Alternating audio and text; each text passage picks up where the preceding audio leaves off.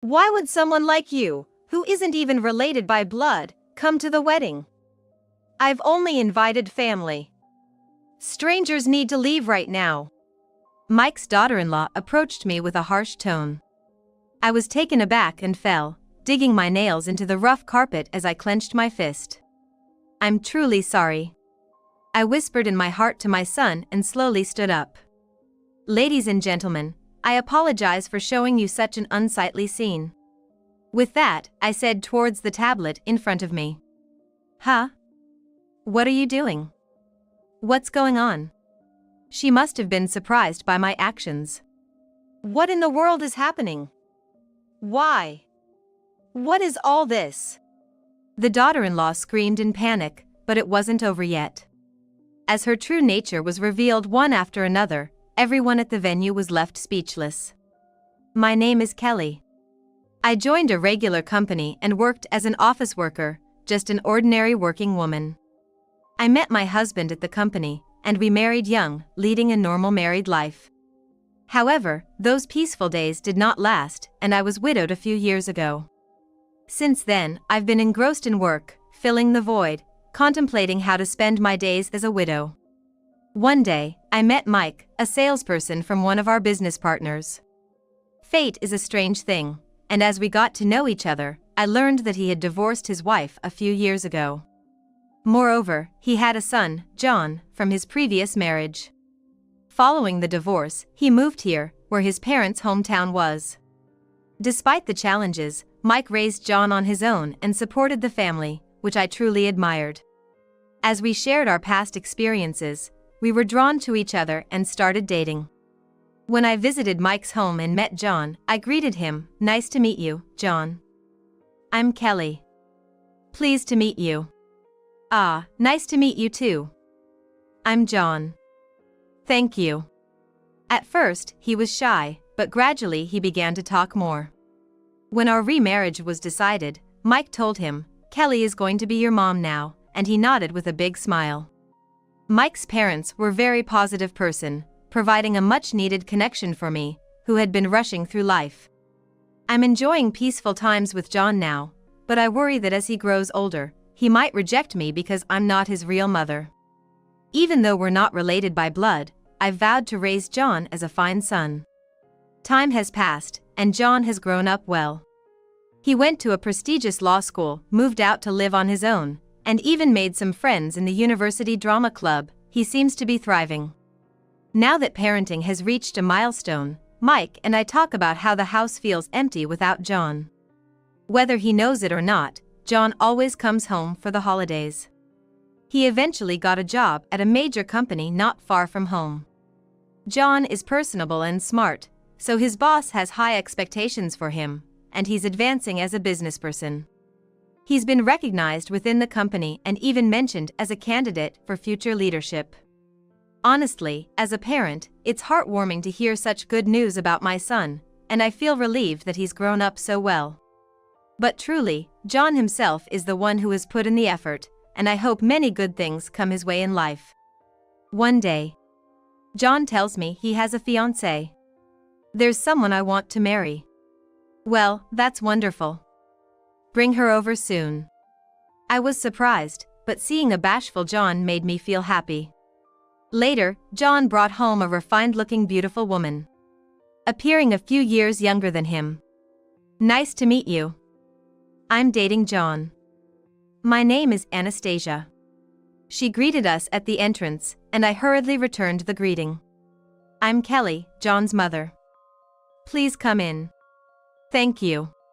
She smiled gracefully, though she seemed a bit distant, probably just nervous, so I welcomed her. As we chatted about trivial things, my husband commented on Anastasia's good manners. You found a good girl. John blushed and smiled, and as I brewed tea, I felt a bit jittery thinking, John's getting married too. At that moment, she asked, May I use your restroom? I showed her where it was, but she took a bit long to return, making me worry she might be feeling unwell, so I went to check on her. She wasn't in the bathroom, but was looking around the house. It's not a big house, so she couldn't have gotten lost. What's wrong? I asked, and she jumped slightly, turning to me with wide eyes. I'm sorry. I was just curious about what kind of life John has been living. Oh, I'd love to see some pictures from when he was little. The album. I barely have any photos of John from before we got married. Before you got married? Anastasia asked, raising an eyebrow.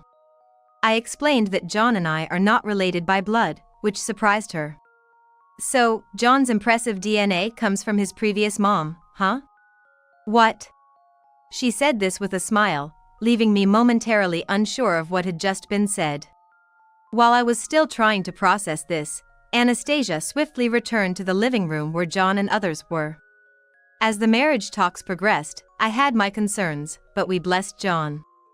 We were soon set to meet with Anastasia's family, the Smith family. They chose a private room in a fancy restaurant, and her strict-looking parents showed up. Mike and I felt a bit intimidated, but John, always good with people, remained unfazed. However, as we discussed the wedding, the Smith parents quickly took control of the conversation. For a woman, her wedding day is a once-in-a-lifetime event. We want our daughter to have a glamorous wedding. Yes, but... Therefore, we will handle all the wedding planning. I tried to interject, but they dismissed any attempts to have a say. Furthermore, there's a salary difference between John and our Anastasia. You'll likely have more guests, right? Therefore, we would like you to cover 80% of the wedding costs. 80%. It seemed absurd that they would decide everything about the plan, yet we were supposed to bear 80% of the costs. Mike and I protested, but Smith's father quickly countered with a firm tone. We are giving away our precious only daughter. Your son should have the capacity to handle that. We also have our precious only son. I began to reply, but John cut me off with, Mom, just keep quiet. I'll handle the money myself. So don't worry, and he smiled at me. But my real concern wasn't just the money, it was how they were acting as though they were doing us a favor by marrying their daughter into our family. Furthermore, Anastasia, his daughter, didn't try to stop the discussion and was nonchalantly picking at her food. If they don't see us as equals, John might feel uncomfortable after they're married. As I was about to speak, the Smith matriarch interrupted again. Well, I've heard your son is quite the elite at a major corporation. In contrast, Anastasia is just a humble office worker. It's also to maintain your son's reputation. I wasn't fully convinced and simply said, I'll think about it. Then, showing their dissatisfaction, they brought up their family rule. In the Smith family, the legal marriage registration happens after the wedding ceremony. This is in case we can't pay for the wedding, or if any issues arise with your son, we can call off the engagement. So, you regard the wedding as such a crucial event. None of their statements were satisfactory to me, and my husband also looked troubled. However, John didn't seem to mind, and the conversation proceeded smoothly. We left the wedding arrangements to John, and the meeting between both families was adjourned. There was a sense of unease, but it seemed strictly a family issue, and I thought they must trust Anastasia herself. On a certain day as the wedding approached, we had invited Anastasia over as usual when she excused herself to use the restroom. Mike and John were busy discussing the wedding details and were very focused. Then, from somewhere distant, I heard the sound of a camera shutter. After a while, I heard it again. Curious, I followed Anastasia. There she was, pulling things out all over the house, leaving a mess, and taking photos with her phone. Anastasia, what are you doing? Oh, just a moment. As I asked incredulously, she turned around and glared at me as if to say, you saw, didn't you? Not understanding why she was photographing our belongings, I asked again what she was doing, and she clicked her tongue and approached me. Then she whispered in my ear. Done shooting. Now, can you clean up everything here? What? Mom, it looks pretty bad to leave it all messy like this. Her nonsensical comment left me dumbfounded, but she continued. Nothing you saw here happened. I was just here, not doing anything, right? I was completely baffled and stood frozen for a moment. Anastasia, I can't follow you. What are you trying to do, rummaging through someone else's house? Tell me what you intended. This is so annoying. Who cares anymore? When I confronted her, Anastasia clicked her tongue and retorted. Oh, by the way, your designer bag sold for $600 yesterday. You really have some nice stuff. What? Do you know what a flea market is? It's a pity to have these things just rotting away in this house, so I put them up for sale. You weren't using them anyway, right? You should be thanking me, it's less clutter for you. Realizing what she meant, it dawned on me. She had been rummaging through our valuables, taking photos, and selling them off without permission. Well, too bad it's come to this. You're going to regret this, just so you're prepared. With that, she walked back to the living room. I felt like I had witnessed something unbelievable, but after tidying up the mess Anastasia had made, I took a moment to breathe and returned to the living room. There, Anastasia was sobbing. Unable to understand the situation, John, looking unusually stern, spoke to me. Mom, stop picking on Anastasia behind her back. What? She says you follow her every time she goes to the bathroom and you've been saying harsh things to her. She's crying about it. I understand you're upset as a mother-in-law, but making her cry isn't right, is it? I see. So this is what she meant by regretting it later. She's trying to turn John and Mike against me to isolate me. She pretended to go to the bathroom, but was actually selling things from the house. You can see it yourself if you check her phone. Anastasia seemed a bit startled, quickly put away her phone, and started spouting lies in a soothing voice. I would never do such a thing. It's all in your imagination, Mom. Then show us the photo album on your phone right now. Why would you doubt me to this extent? As Anastasia and I argued, John shouted. Stop it, both of you. The wedding is almost here, don't fight.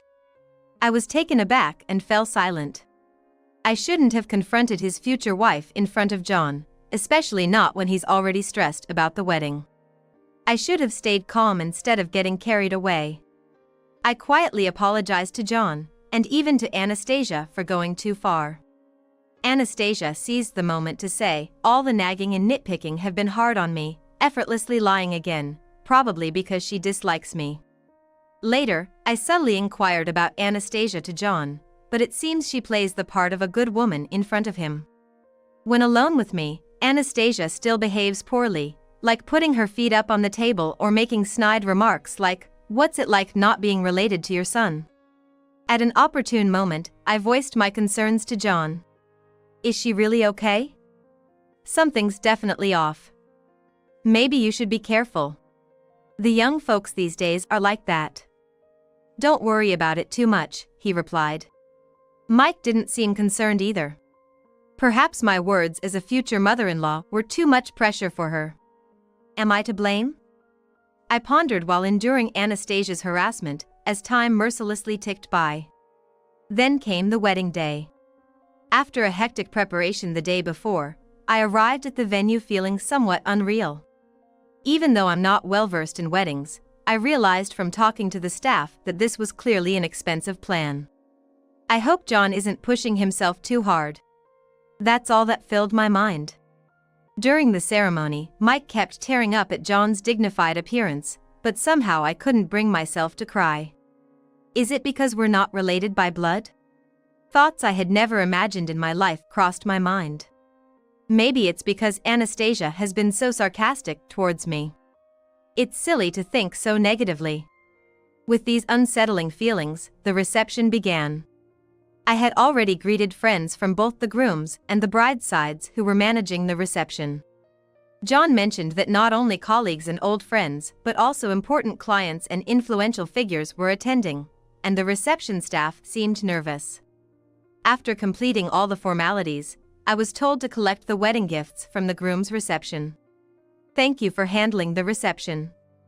I'm here to collect the wedding gifts. They looked troubled and said, the bride's side receptionists have taken all the bags of gifts to the bride. Does that include the gifts from the groom's side? I asked, and yes, they said. Despite being a relative supposed to collect them, I didn't blame the two receptionists and quickly returned to the venue.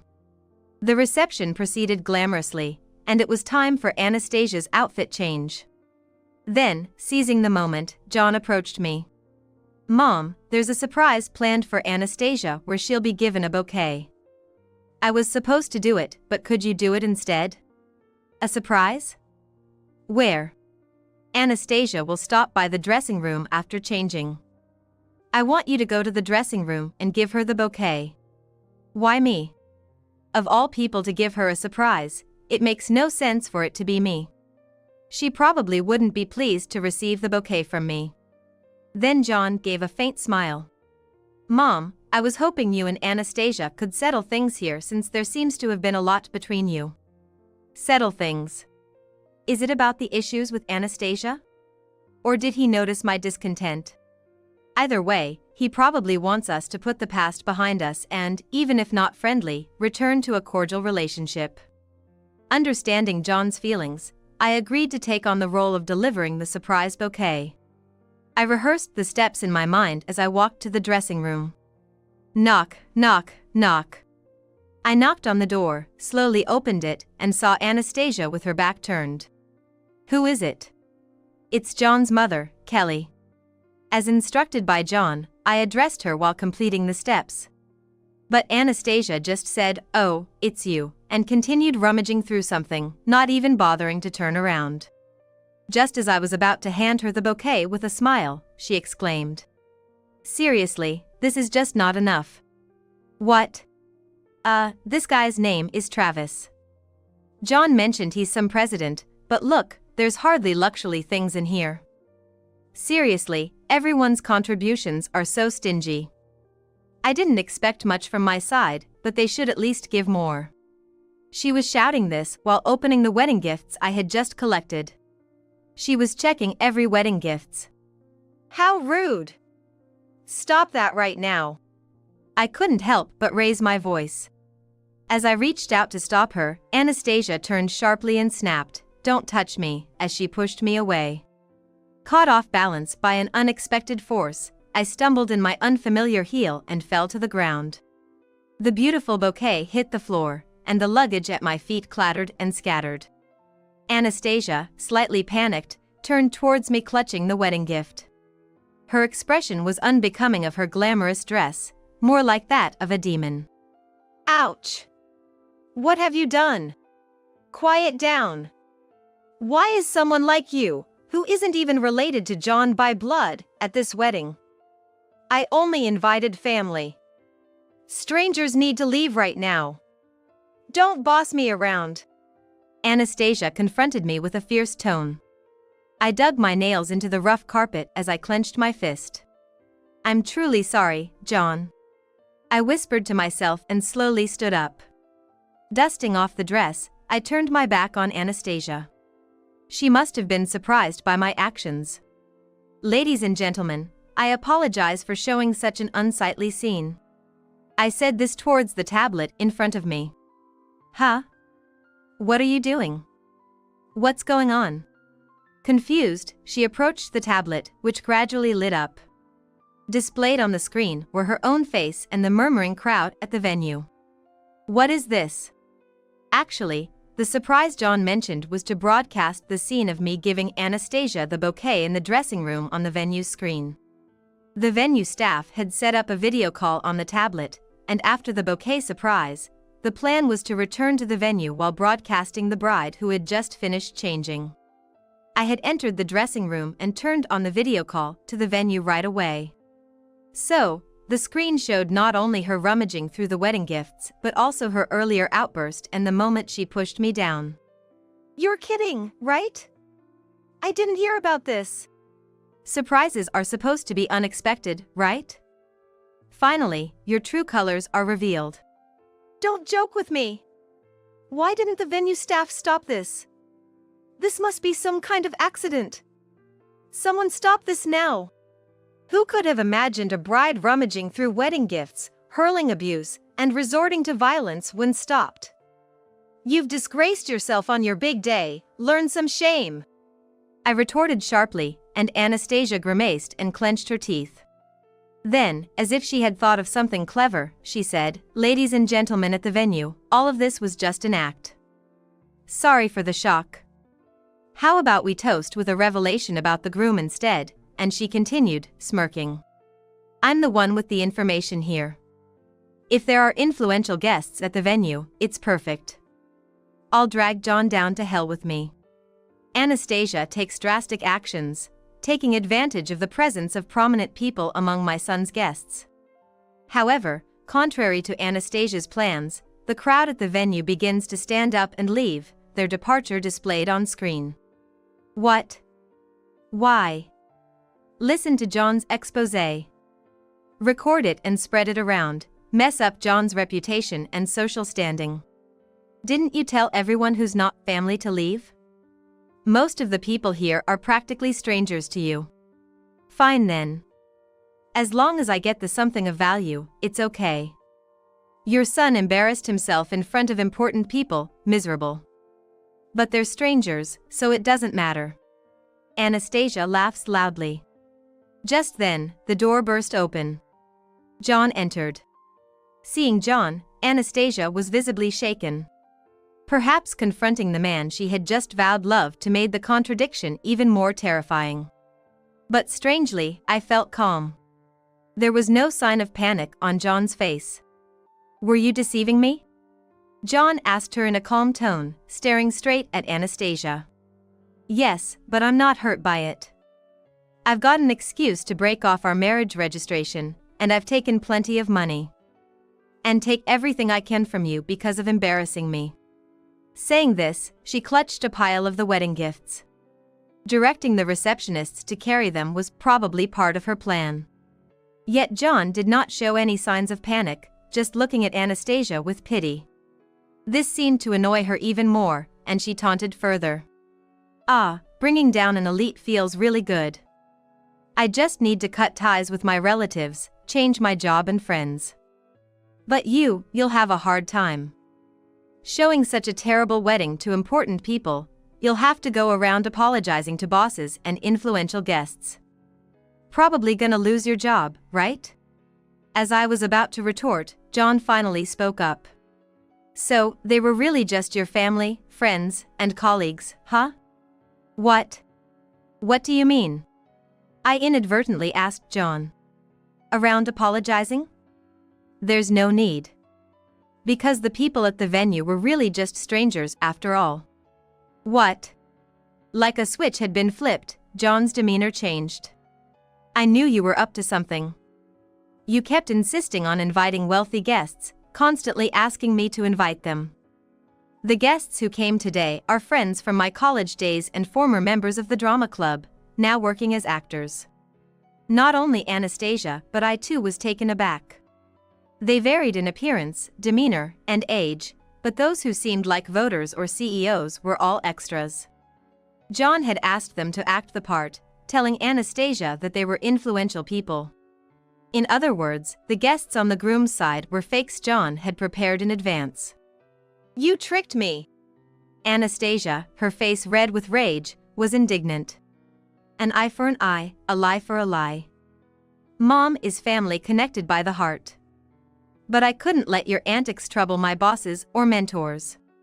The mention of family connected by the heart nearly overwhelmed me with emotion. Deep down, John had always believed in me. This whole scenario was discussed with the venue staff as a possibility. The earlier footage was recorded, and the police have already been called. "You talked about dragging me to hell, but you're the only one going down, you marriage scammer." As John moved to restrain Anastasia, she made a last-ditch effort by throwing the bouquet on the floor at his face. Then, clutching the bag full of everyone's wedding gifts, she attempted to flee. I grabbed her arm firmly, even as I stumbled. "Let go of me!" "No, I will not let go. This time for real, we're strangers." I endured because I thought we were going to be family. "But I'm not your mother-in-law, and you're not my daughter. I won't let you escape this time." While it turned into a bit of a scuffle, I stood my ground against her. Then, several venue staff rushed to the scene and restrained her. Minutes later, the police arrived and took Anastasia into custody, and the bride's side of the guests at the venue was in turmoil. The Smith family, Anastasia's relatives, were obviously shocked, and the colleagues and friends invited were horrified by her outrageous behavior displayed on the screen. It's unclear how much John had planned, but the guests on the groom's side and the venue staff were relatively composed. After a hectic time and the subsequent dispersal, I asked John for details. He then said, "Anastasia claimed you did various things to her, but I just couldn't believe it." Reflecting on my words about whether Anastasia was okay, he thought hard and investigated her background in the limited time he had. Soon, dubious information came pouring in, and he hastily arranged everything. The wedding went ahead not just because we needed evidence for her arrest, but also because I wanted to believe in her a little longer. John said with a distant, somewhat sad look, "Mom, I'm sorry for putting you through this tough role. I really am a disgrace as a son." John apologized to me. "That's not true at all. It must have been hard to doubt someone, right? Thank you for believing in me." I patted the top of John's head, and he shyly smiled with tears in his eyes. Later, it was discovered during the investigation that Anastasia had a prior record of fraud. She won't be getting out of jail anytime soon. Since the bride's side guests were genuine, she was disowned by a few close friends and relatives, and naturally, she lost her job. Various minor misdeeds also came to light, adding up to claims against her amounting to millions of dollars, including the damages we suffered. Even my husband, who likely knew nothing about this, apologized to me for his past frivolousness.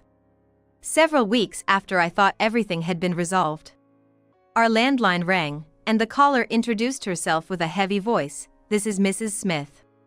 It was Anastasia's mother, whom I hadn't seen since the wedding where her daughter was arrested.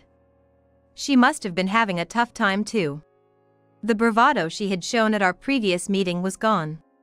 "I have something I need to discuss," she repeated in a barely audible voice. It seemed urgent, so I agreed to meet her at a specified location. The room we were guided to was private. Sitting down, I asked what was wrong, and Anastasia's mother began to cry. "I'm truly sorry for what my daughter has done. She has brought shame to our family," she apologized. Then she took out a handkerchief, started wiping her eyes, and continued. "Actually, my daughter had chosen a very expensive plan for the venue, and the cost is this much." She politely took out a calculator, started punching in numbers, and showed me an exorbitantly high amount. "What? No, I mean, despite the trouble we've caused, as per our initial agreement, you'll pay 80% of this amount," she stated, recalculating on her calculator to show me the amount. Crying while calculating how skilled she was. "Our family is currently covering it. Ideally, we'd like the first payment within 2 weeks in full, but if you can make it tomorrow, we can do it in 3 payments. Dates, number of payments, our family's situation, and specific amounts. If you can't remember, you might want to take notes," she said, her demeanor not matching someone who had wronged us. I sighed deeply and pulled a document out of my bag. "Can you see this? This is the official bill issued by the venue." I laid the document over her calculator, tapping on the amount to emphasize it. Anastasia's mother was taken aback, as if wondering why I had that. Yes, what I showed her was the official cost for the ceremony provided by the venue. It was a precaution I had taken, and of course, it wasn't cheap, considering all the extravagant plans Anastasia had chosen. "But the amount you're asking me to pay, the figures are off, aren't they?" I flipped the document and pointed accusingly at the calculator. This was clearly an intentional overcharge. "That is, you'll pay the full amount." "Of course, only the fair price." I had heard from the venue staff that the bill was supposed to go to the Smith family, the contract holders. They probably tried to manipulate the amount to prevent my family from seeing the documents. And, something that has been bothering me, haven't you been part of your daughter's scams, taking your share? Trying to postpone the registration to quickly break off the engagement after swindling the money, right? Your daughter is quite the actress, playing the victim so well. Now it all makes sense. The odd feeling I had since the first meeting was because this family, the Smith, had been trying to deceive us together. Even with her daughter caught, this shamelessness. Perhaps Anastasia was also being used by her own parents. Putting your daughter out in front while you take all the benefits, that's despicable. As I said this, the tears quickly receded from her eyes, and she started gathering her belongings. Then, without saying another word, she stood up and tried to run away. I grabbed her arm. So, mother and daughter make their escapes the same way, huh? I gripped Anastasia's arm even tighter than before and pulled her back. Violence, she exclaimed. No, the drink you ordered hasn't arrived yet, right? If you're leaving without drinking, leave the payment. I kept my grip firm and called the police. This time, I wasn't wearing the heel. Despite her violent struggling, I stood my ground and eventually handed her over to the arriving officers. Given the resistance, my clothes were disheveled and buttons were torn off, but as a mother myself, I had my own unyielding pride. Finally, just before she got into the police car, I caught Anastasia's mother's glare, but it was nothing to me. I exhaled deeply and rolled my shoulders. Then I muttered softly, "Goodbye forever," and watched the police car drive away. Later, it was revealed not only had Anastasia been involved in fraud, but her parents were accomplices as well. What shocked more was that the names, backgrounds, accomplishments, and even her parents' information they had given were all lies. Their entire family were con artists. It turned out they had been committing crimes as a family, and they lost not just their money but their social standings as well. Apparently, there had been multiple victims before us, and our family was recognized by the police for helping with fraud prevention and the arrest. I felt somewhat embarrassed, but I hoped that this ordeal would somehow turn out to be a positive change for John. With the Smith family's misdeeds fully exposed, the stormy days passed, and we returned to a peaceful life. Burned by his experience with Anastasia, John decided to cool off and focus on his work for a while. It somehow reminded me of my younger days. After hanging the laundry, I spent some time gazing at the clear blue sky. Leaning on the balcony railing, I thought, even if not by blood, we're still family. Surely, just like my husband and I, beautiful encounters will come around again. Maybe it's time for a decluttering to make sure nothing gets sold off this time. As I pray for my son's happiness, I return to my normal life as a housewife.